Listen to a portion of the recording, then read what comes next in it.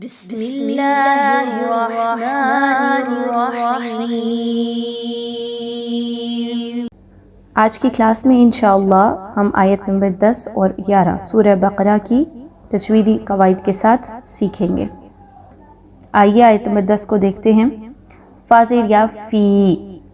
اب یہاں پر دیکھیں تو یا پر جزم کا نشان ہے اور اس سے پہلے والے حرف کے نیچے زیر آ رہی ہے۔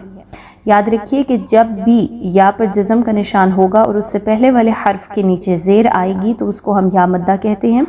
دو حرکت کے برابر اس کی حرکت کو رکھتے ہیں، نہ کم اور نہ زیادہ۔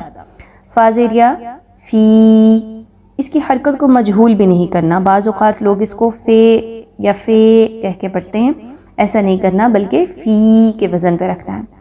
آگے دیکھیے قاف کا حرف آ رہا ہے اور نقطوں والا قاف ہے تو ہمیں معلوم ہونا چاہیے کہ اس کو خوب موٹا کر کے پڑھا جاتا ہے۔ زبان کی جو جڑ ہے اس کو بمقابل نرم تالو کے ساتھ جب ملاتے ہیں، قولو قاف اق، تو قاف ادا کی جاتی ہے۔ قاف پر پیش ہے، کو لو نہیں کہنا بلکہ قو لو، لام پیش واو لو، لو کی آواز نہیں آنی چاہیے۔ واو پر جزم کا نشان ہے اور اس سے پہلے والے حرف لام پر پیش آ رہی ہے۔ تو یاد رکھیے جب بھی واو پر جزم کا نشان آپ کو ملے اور اس سے پہلے والے حرف چاہے وہ کوئی بھی ہو اس پر پیش ہو تو اس کو ہم واو مدہ کہتے ہیں اور اس کی حرکت کو بھی 2 الف کے برابر رکھتے ہیں۔ قولو بازر بی، اب اس کو اکثر اوقات لوگ بے پڑھتے ہیں، بازر بے، ایسا نہیں کرنا بلکہ بازر بی۔ حاضر میم ہم، آگے دیکھیے میم پر جزم کا نشان ہے اور اس کے بعد میم آ رہی ہے۔ میم ساکن کے بعد جب بھی آپ کو میم کا حرف دوبارہ ملے تو یاد رکھیے وہاں پر ادغام شفوی ہوگا۔ میم ساکن کے قواعد میں ہم نے پڑھا ہے کہ وہاں پر ادغام شفوی ہوگا۔ ہم وہاں پر میم مشدد کا غنہ کرتے ہوئے کچھ دیر رکیں گے۔ کیسے؟ میم کو میم سے ملاتے ہوئے کچھ دیر رکنا ہے۔ فی قلوبہم، یہ جو آواز آئی اس کو غنہ کہتے ہیں۔ آگے دیکھیے را پر زبر آ رہی ہے۔ جب بھی آپ کو را کے اوپر زبر پیش، کھڑا زبر، الٹا پیش، اس طرح کی حرکات را کے اوپر ملیں تو آپ نے اس را کو پر پڑھنا ہوتا ہے، موٹا کر کے اور نہ کہ باریک۔ مرضن، آگے دیکھیے ضاد پر 2 پیش کی تنوین آ رہی ہے اور اس کے بعد حرف فا آ رہا ہے۔ تنوین کے بعد فا کا حرف آ جانا حروف اخفا میں سے ہے، ہم یہاں پر اخفا کریں گے۔ اخفا کیسے کیا جائے گا؟ جو تنوین کی آواز ہے جس کے آخر میں نون کا ساؤنڈ آتا ہے اس کو ہم چھپائیں گے ناک میں۔ مرض فزا، آگے دیکھیے زا کا حرف آ رہا ہے، اس کو آپ نے دال کی طرح نہیں پڑھنا بلکہ سختی کے ساتھ اور مضبوطی کے ساتھ بزنگ ساؤنڈ نکالتے ہوئے۔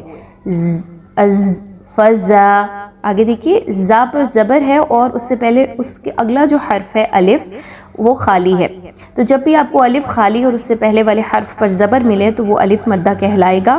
اس کو 2 حرکت کے برابر لمبا کر کے پڑھتے ہیں۔ آگے دیکھیے دہم اللہ، اللہ کا جو حرف ہے اللہ، اس سے پہلے والے لیٹر میم پر پیش آ رہا ہے، تو یاد رکھیے اللہ سے پہلے والے حرف پر جب بھی پیش اور زبر ہوتی ہے تو ہم اس کو پر پڑھتے ہیں، موٹا کر کے پڑھتے ہیں، لیکن اگر زیر آ جاتی ہے اللہ سے پہلے والے حرف کے نیچے تو ہم اس کو باریکی سے پڑھتے ہیں۔ اب یہاں پہ موٹا کیسے پڑھیں گے؟ فزادہم اللہ، آگے دیکھیے مرضا، یہاں پر دیکھیں تو را پر پھر سے زبر آ رہی ہے، تو اس کا مطلب ہے یہاں پر را کو موٹا کر کے پڑھا جائے گا۔ ضن مرضن، اب دیکھا جائے تو یہ مرضن کا لفظ ہے اور اس کو اس طریقے سے ہی پڑھا جائے گا، لیکن کیونکہ ہم یہاں پہ وقف کر رہے ہیں اگر، تو ہم نے اس 2 زبر کی تنوین کو جو الف کے ساتھ موجود ہے ہم نے اس کو الف مدہ میں بدل دینا ہے۔ مرضا، آگے دیکھیے وَلَهُمْ، ملا کے پڑھتے ہوئے تنوین کے بعد واو آ رہی ہے وَلَهُمْ میں، تو ہم یہاں پر ادغام ود غنہ کریں گے۔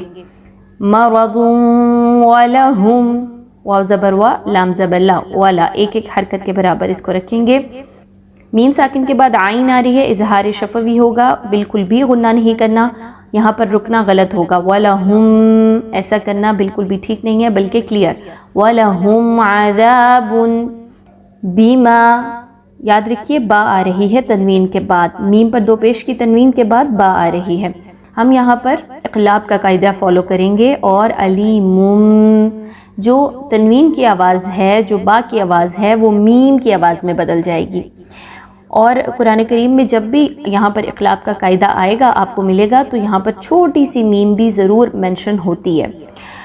عذاب علیم بما، غنہ کرتے ہوئے میم کی ادائیگی ہوگی، علیم بما، تنوین کی آواز ٹوٹلی میم میں کنورٹ ہو گئی۔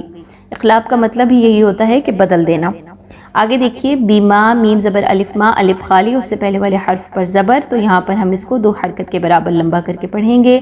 کانو، کاف زبر الف کا، اگین الف مدہ آ گیا، نو واو مدہ، 2 حرکت کے برابر لمبا کر کے پڑھیں گے۔ یکذبون، یہاں پہ دیکھیں دال، دال کی حرکت کو ہم نے بہت زیادہ سیٹی کی آواز کے ساتھ نہیں رکھنا بلکہ نرمی سے پڑھنا ہے، لیکن یاد رکھیے یکذبون نہیں پڑھنا بلکہ یکذبون، زیر اچھے سے ادا ہونی چاہیے۔ با پیش واو بو، یہاں پر واو مدہ آ رہا ہے، 2 حرکت کے برابر اس کو لمبا کر کے کھینچ کے پڑھیں گے۔ وقف کی صورت میں نون پر جزم لگاتے ہوئے وقف کریں گے۔ آیت نمبر 11 کو دیکھتے ہیں۔ وَإِذَا، دال زبر الف ذا، 2 حرکت کے برابر اس کو لمبا کر کے پڑھیں گے۔ قی، قاف زیریا قی، اگین یا مدہ آ گیا، 2 حرکت کے برابر اس کو بھی لمبا کر کے پڑھیں گے۔ لہم، میم ساکن کے بعد لام آ رہا ہے، اظہار شفوی ہوگا، بالکل بھی غنہ نہیں کریں گے۔ لہم لا، واضح طور پر میم کی ادائیگی رکھیں گے۔ لام زبر الف لا، یہاں پر 2 حرکت کے برابر اس کو لمبا کریں گے۔ تفسیدو، اب یہاں پر تف سے دو نہیں پڑھنا، اکثر اوقات لوگ اس کو تف سے دو پڑھ دیتے ہیں، سین کی حرکت کو مجہول کر دیتے ہیں، ایسا نہیں کرنا۔ فا کو ہلائے بغیر آپ نے سین کو زیر کے ساتھ پڑھنا ہے۔ دال پیش واو دو، واو مدہ ہے، 2 حرکت کے برابر اس کو لمبا کریں گے۔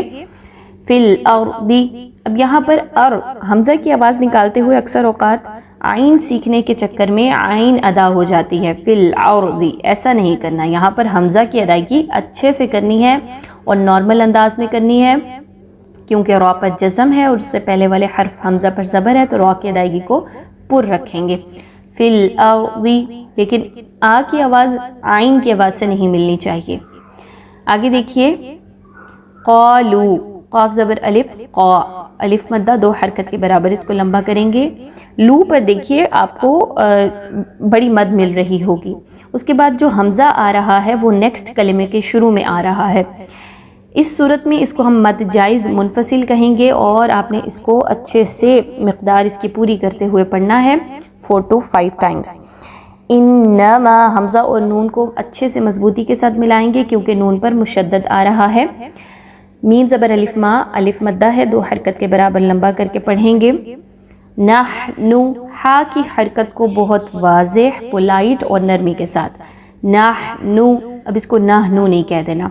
آگے دیکھیے، مصلحون، صاد کو خوب موٹا کر کے پڑھیں گے، حروف مستعلیہ میں سے ہے یہ، مصلحون، ہا پیش واو ہو، اگین ہا کی حرکت کو بہت نرمی کے ساتھ پڑھیں گے، ہا موٹا نہیں پڑھنا اس کو، واو مدہ ہے، 2 حرکت کے برابر لمبا کریں گے، نون پر جزم لگاتے ہوئے وقف کریں گے۔ آج کی کلاس کے لیے اتنا ہی کافی ہے، انشاءاللہ نیکسٹ آیات کو ہم اگلی کلاس میں دیکھیں گے۔ السلام علیکم ورحمۃ اللہ وبرکاتہ۔